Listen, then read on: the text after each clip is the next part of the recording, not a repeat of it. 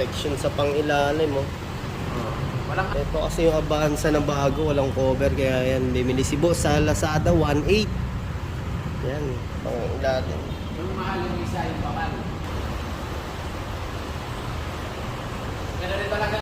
Okay, bali ito yung gagamitin nating oil filter sa Toyota Avanza. Tapos lang si boss, oh. Power.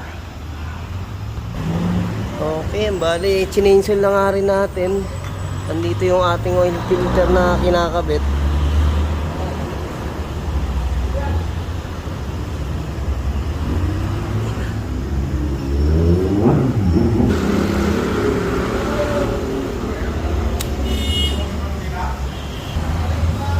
Okay.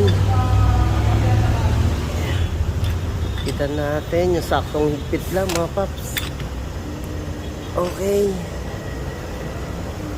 Ayan mga paps, bali ito nga yung Avanza ni boss, talagang may cover pa, oh.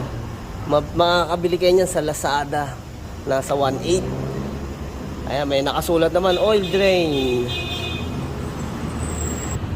Ganda.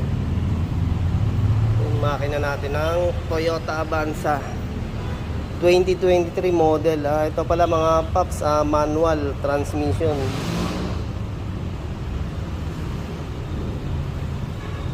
Ito mga paps, ang gamit natin dito sa mileage na itatakbo, 8k mileage to 10,000 k mileage. Yan ang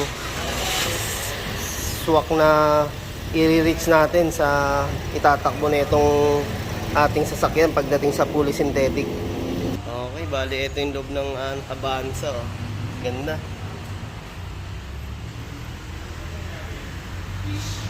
Manibela pa lang, oh. Ganda, ganda. Yun. Mga paps, ang naikarga lang natin na fully synthetic ng langis, 3.5 liters dito. Toyota Avanza.